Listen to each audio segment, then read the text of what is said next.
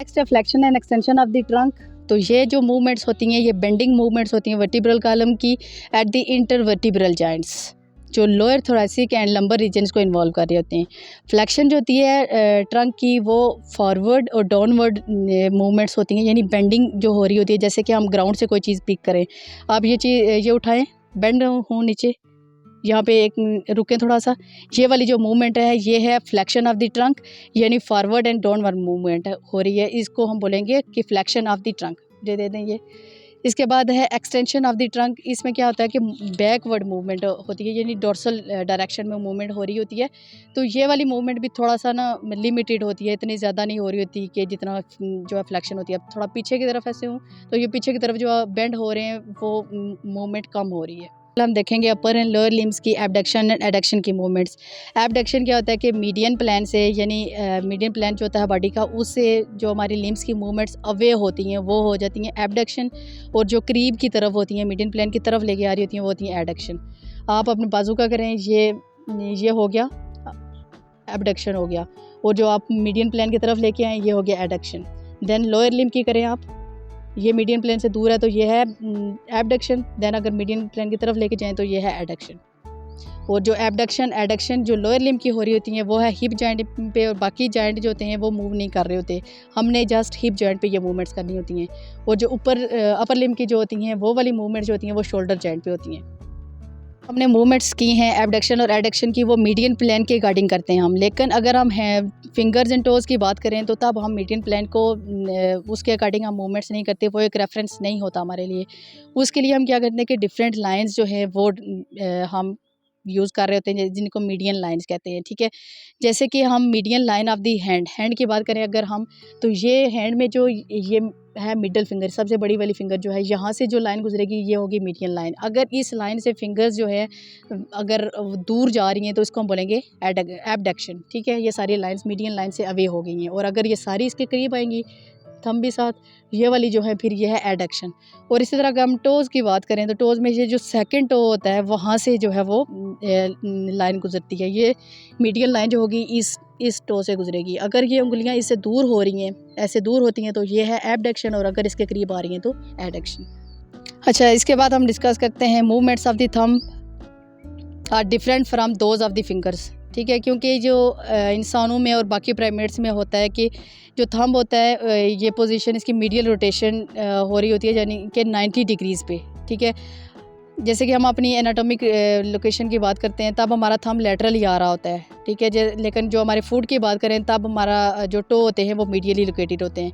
अब हम अगर मूवमेंट्स की बात करें तो ये जो एक्सटेंशन और फ्लेक्शन हो रही होती हैं थंब की, वो कोरोनल प्लेन में होती हैं। जैसे ये हैंड है और ये 4 फिंगर्स के ये थंब जो है, अगर हम इसको ऐसे करें तो ये इसके कोरोनल में आता है। ठीक है, ये इसकी होगी extension and this is the flexion. और अगर हम इसकी एबडक्शन करवाएं तो इसको ऐसे लाते हैं। ठीक है, इसको लेटरली, जैसे हम बाकियों में करते हैं कि एबडक्शन मूवमेंट जो होती है हमारी वो लेटरली हो रही होती हैं, लेकिन थंब की जो मूवमेंट एबडक्शन वाली होती है वो इसकी जो है एंटीरियरली, मतलब हम हाथ की तरफ लेके आते हैं इसको, तो ये वाली जो मूवमेंट है इसकी एबडक्शन है। देन अगेन ये जब यहाँ पे जाएगा तो ये हो गया इसकी एडक्शन। रोटेशन जो है हमारी बॉडी की ऐसी मूवमेंट्स होती हैं जो लॉन्ग एक्सिस के अलॉन्ग हो रही होती हैं। जैसे कि अगर मीडियली हो तो इसको मीडियल रोटेशन कहते हैं, और अगर लेटरली हो रही हैं तो ये लेटरल रोटेशन में आती हैं। इसके अलावा सिरकमडक्शन है। सिरकमडक्शन का मतलब ये होता है कि इसमें कम्बिनेशन ऑफ मूवमेंट्स होती हैं। जैसे ये आपने कौन सी मूवमेंट की, ये फ्लेक्शन हो गई, then is the extension, abduction and adduction. ये सारी मूवमेंट जब हम कर रहे होते हैं कि जॉइंट के ऊपर एक ही साथ कर रहे होते हैं तो ये हो गया सिरकमडक्शन। देन प्रोनेशन एंड सुपिनेशन, ये जो मूवमेंट्स होती हैं ये अपर लिम्ब तक ही लिमिटेड होती हैं मोस्टली। जैसे कि फोर आर्म और हैंड पे हम करते हैं। आप इसको आगे लेके आएँ तो ये आपकी मूवमेंट्स आप सीधा करें, ये है सुपिनेशन। ठीक है, और आपने जस्ट इसको रोटेट करके इधर लेके जाएं तो जब ये डोर्सम सामने आ जाता है तो ये है प्रोनेशन, और जब सीधा हाथ सामने आता है तो सुपिनेशन। मतलब इसको थोड़ा सा अपनी मॉर्निंग से याद रख सकते हैं, सुपिनेशन सीधा। ठीक है, सुपिनेशन सीधा, प्रोनेशन जो है वो उल्टा होता है। Then are the inversion and eversion, ये वाली मूवमेंट्स होती हैं ये फुट तक लिमिटेड होती हैं। इन्वर्जन जो होती हैं ऐसी मूवमेंट्स होती हैं जिसमें sole of the foot inward और मीडियली होते हैं। जैसे कि हम लैटरल बॉर्डर पे खड़े होते हैं, ये फुट का जो है ये है lateral border, this is the medial border. जब ये लैटरल बॉर्डर पे ऐसे खड़े हो जाएं आप, तो ये जो आपके सोल हैं एक दूसरे की तरफ डायरेक्टेड है और मीडियली रोटेटेड हैं। ये वाली मूवमेंट जो है ये है इन्वर्जन। आप फिर ये मीडियल बॉर्डर पे खड़े हो जाएं और ये वाली सोल ऑफ फुट जो है जब लेटरली एक्सपोज होती है, लेटरल की तरफ ज़्यादा डायरेक्टेड होती है, तो ये वाली मूवमेंट जो है ई वर्जन है। Then are the protraction and retraction. ये वाली मूवमेंट्स जो होती हैं ये ज़्यादातर शोल्डर गडल और लोअर जाव पे होती हैं। तो आप जो है ये लोअर जाव पे करके दिखाया आपने, ये ऐसे आगे किया, इसको गडल को आगे मूव किया, तो ये है प्रोट्रैक्शन यानी आगे की तरफ मूव किया, फिर बैक करें, ये है रिट्रैक्शन। यानी ये वाली जो मूवमेंट्स लोअर जाव पे होती हैं प्रोट्रैक्शन एंड रिट्रैक्शन होगी।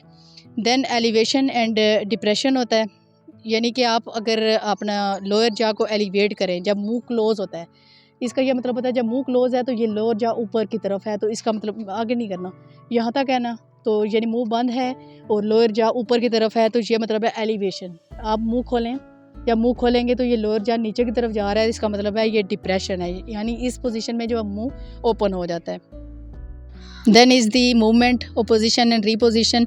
ये वाली मूवमेंट्स जो होती हैं ये एक पिकोलियर मूवमेंट्स होती हैं, जस्ट हैंड्स में होती हैं और वो भी थंब के कार्पो मेटाकार्पल जॉइंट पे होती हैं। आप हैंड दिखाएं, प्रोनेट करें, ये वाले जो है यहाँ पे होते हैं कार्पल्स, ठीक है, ये है मेटाकार्पल्स सारे, ठीक है, 5 यहाँ से।